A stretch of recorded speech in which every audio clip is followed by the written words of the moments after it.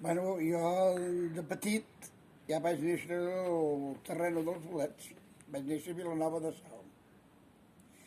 I me'n recordo que la meva mare deia anirem a collir pinenques. Bueno, de Vilanova de Sau vam anar a Tavertet. En allà, de bolets jo no me'n recordo, res. Llavors ens vam anar a la Roca de Granera. I a la Roca de Granera hi havia bolets per tot arreu. No és com ara que tot arreu està sondejat. I, bueno, llavors vaig venir aquí a Monistrol el 67 i es va donar la casualitat que el Rovell, que llavors era l'alcalde, el Josep, el pare del fill que hi havia ara, doncs va començar a dir, vés a buscar bolets, ja te'ls compraré tots.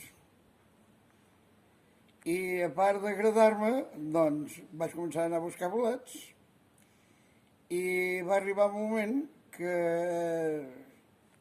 pràcticament els bolets de Cal Rovell els portava tots jo.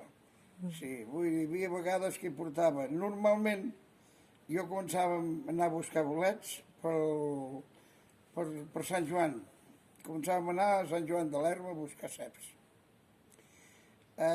Després, ja de seguida, ja començàvem a anar aquí als rasos i normalment jo li portava 200 quilos de rovellons dels rasos. Normal, Vull dir, un any una mica normal. I llavors començava aquí. Però el principal era que aquí, doncs, jo, pues, no sé, potser semblarà una mica raro, però jo sé llanegueres des d'aquí baix a Bellveí fins al camp de golf de Mollà. Vull dir, potser n'hi ha més de 1.000 que aquest any no les he anat a veure tan solament, perquè no n'hi ha i les cabrioles se'ls mengen totes. I clar, doncs, llavors ve l'afició aquesta. I llavors, cap d'uns anys, ja parlem del 2010, per exemple, vam començar d'anar a buscar bolets amb el Josep de Cal Rovell, amb el fill.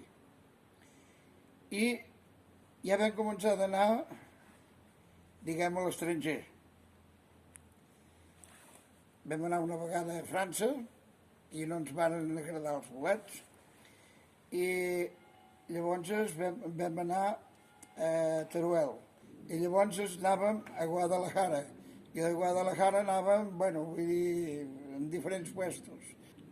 Després anàvem també a Sòria i, bueno, vull dir, encara l'any passat, doncs encara hi vam anar a fer una ruta d'aquestes. I allà, pues, collíem els bolets més bàsics, no collíem tot el que trobàvem, no, collíem rovelló i llanega. I, bueno, llavors vam descobrir un puesto, un dia passant, que hi havia els fredolits, com es fan aquí a l'estany, però era tot un pla.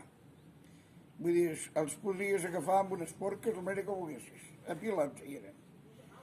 I llavors també vam agafar i vam collir, vam començar a collir alguna caixa per fer sopa de fredolí.